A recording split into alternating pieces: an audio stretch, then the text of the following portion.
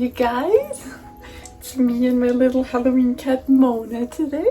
Is it just me, or is watercolor one of the most magical, most intuitive, most heartbreaking, most beautiful mediums out there? I've been battling it for well over 10 years now, and I think I've been just falling increasingly more and more in love with the medium and the process of it. It's like a comfort zone for me that still never stops being challenging and stretching my brain in all kinds of different ways. Like every new piece is a whole new challenge, a whole new puzzle to solve, and it's such a beautiful act between controlling the colors but also just letting them flow and melt and play by itself. I realize that painting with watercolors for me feels more like a conversation with the medium rather than like I use the medium. It's like kind of like a dance. Watercolor has its own style and its own character, and you can never predict what it's gonna do, and I feel like it's gonna be different every day, and it will bleed and dry in ways that no one can predict no matter how much experience you have. And therefore it just teaches me to just go with the flow and not be too set on the outcome or have too rigid of an expectation, and just kind of go with the flow and let it play and do its own thing and kind of just enjoy the process. It is such a good cure for all the perfectionist artists out there. If you just try to learn to love and enjoy every brush stroke and add a little bit of looseness to your process and just let it do its own thing, I think your watercolor painting will turn out so much more beautiful if you just kind of like play with it as opposed to just trying rigidly to control it. And that lightness and playfulness shines through your painting, I think, and that's what to me makes a quote-unquote good watercolor painting. It's funny, I can't even take credit for the watercolor pieces that ended up turning out. I didn't paint my favorite pieces myself. They kind of just happened, if that makes sense. Yes, I brought the idea and the motivation and the inspiration to the table, and I maybe tried to guide the colors a little bit, but the water and pigments and the air and the temperature and all the elements, they kind of take it from there and did the rest and finished the painting for me, and I find that so beautiful. With AI taking over and a lot of us artists being quite hard on ourselves, and also us feeling like we're never good enough, and social media in general makes all of us such terrible perfectionists, and also all of us being so stuck on our screens all the time. I feel like traditional mediums and watercolors are such a beautiful, perfect medicine and teachers to our little inner artists. So let's lean into that today. I've decided to share my personal process for this little fall themed painting that I did. It's been very beautifully fall-like here in Salt Lake City recently. Today is one of the first really gray days, and yeah, I've just been feeling really seasonal. I've always been kind of hesitant to share my watercolor process. Even though I really enjoy painting, I never feel like my work is actually on a level where I can start teaching and sharing anything of value to people. I'm not sure if I'm that good enough that I can actually be a teacher. But I was talking to a friend from Life Drawing the other day, and he said something really beautiful that's specific to watercolors, I think, namely that with watercolors every artist has a very own unique style that's unique to themselves. Like there's kind of no right or wrong way of painting, and there's so many different ways of painting. There's so many different approaches depending on your character and your own style. So instead of sharing, I guess, the correct way of painting today, I'm just gonna share my way of painting today. My own little unique approach that I learned to enjoy over the years, and maybe it inspires some of you guys in a way as well. So before I start painting, I try to decide if I want to focus more on the light or the shadow areas. And since this beautiful girl from my reference photo is primarily covered in shade, I chose to make the shaded area the star of the show and put more details and variations in those areas, while keeping the lit areas more simple.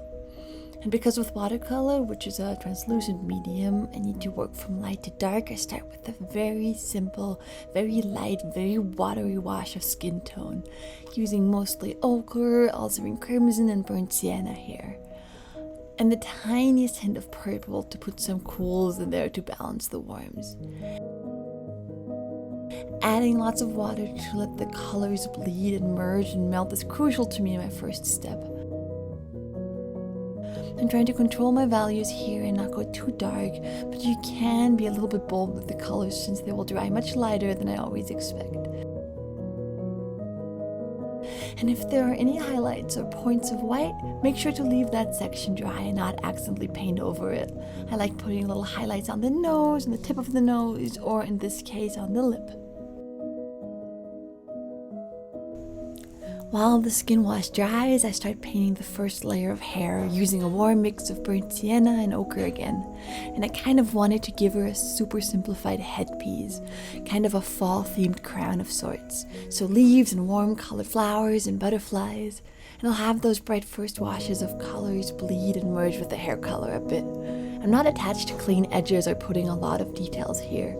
I'm going more for that feeling of a sunlit fall day than painting a perfect leaf with clean sharp edges and such. Again, to balance out all of my warms, I sprinkled some olive colored leaves in here to just make it feel a little bit less monochromatic, and also this will make my beautiful reds and orange pop a bit.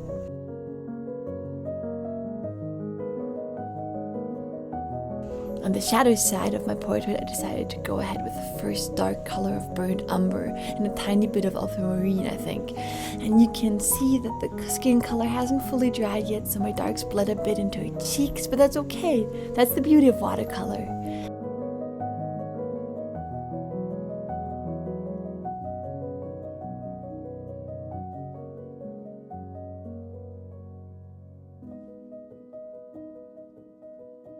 I add some darks and occlusion shadows and details to the headpiece. And jump to the light area of the sweater, which will be a grey mix of bluish shadow color and some more ochre and burnt umber here. I let this first layer of light colors dry a bit and go back in with some more burnt sienna to add one more layer of hair detail, and do some final touch-ups here and there before I let this first very wet, very light, very playful layer dry a bit. I let spots and splotches dry and let the medium surprise me in whatever way it pleases. I start with adding a lemon yellow wash over the butterfly. Because this isn't an opaque medium, this won't actually cover up anything, but I learned that clean lemon yellow washes over green and reds and oranges will really bump the vibrancy back up after it dried a little more desaturated than maybe you wanted it to be. Here I already moved on with some vibrant peach color from a mix of bright yellow and ultramarine crimson, and fill in the first shaded area of the lips, carefully leaving out the light part and my tiny little white highlight spot. With some clean water, I smooth out that sharp edge for a gradient effect, and I add little areas of pinks and reds to the face to add more life. But I still use super light washes everywhere to keep the light areas simple, like we said. I'm closely referring to the little hue variations I noticed on my reference picture, adding some light purple cools and splotches of color in the under eye area and the forehead, and drop a little more of my peach color into the wash of lips. It's a balancing act of gradually adding more drops of pigment to the skin color and headpiece to counter that desaturation that happens when watercolor dries.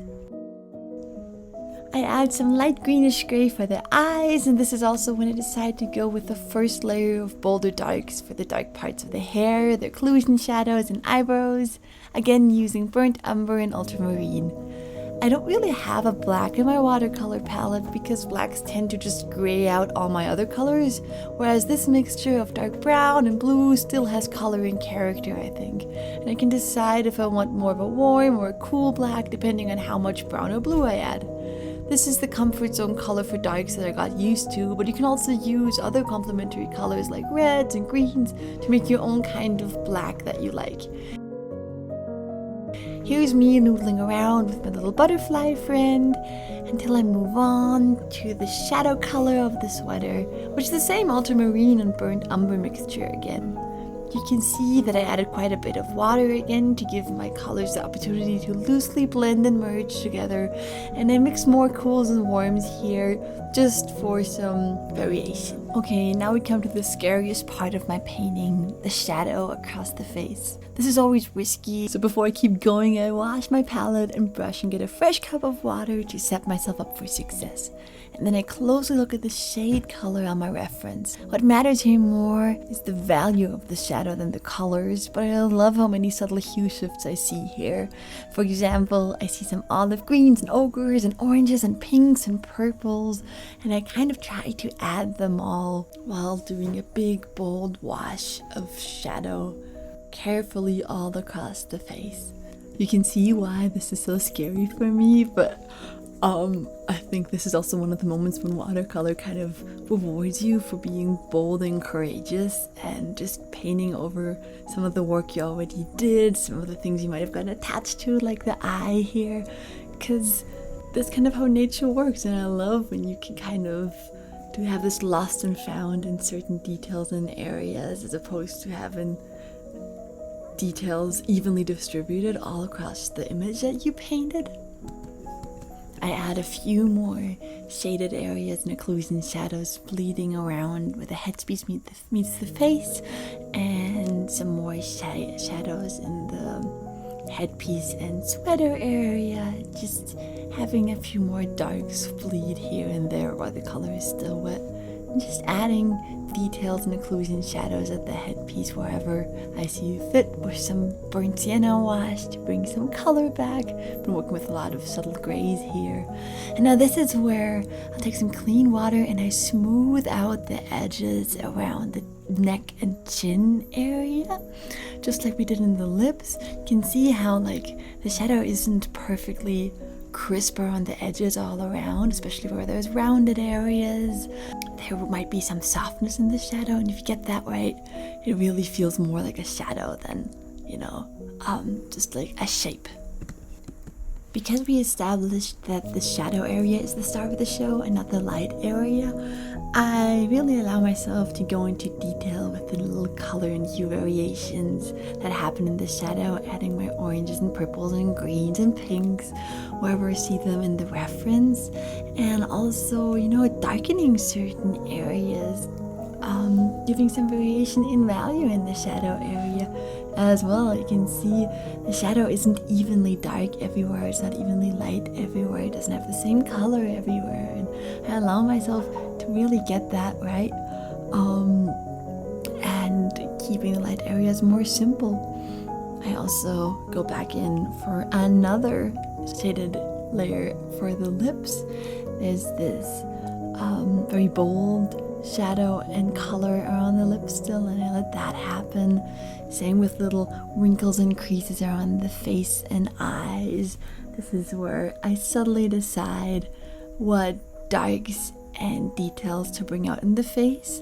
And I try to be really selective here with this. It seems like I'm noodling around everywhere and keeping it even, but I don't want it to be evenly detailed. For example, I let one eye more rendered than the other one, because I kind of like this half finished, half unfinished look that watercolor has sometimes.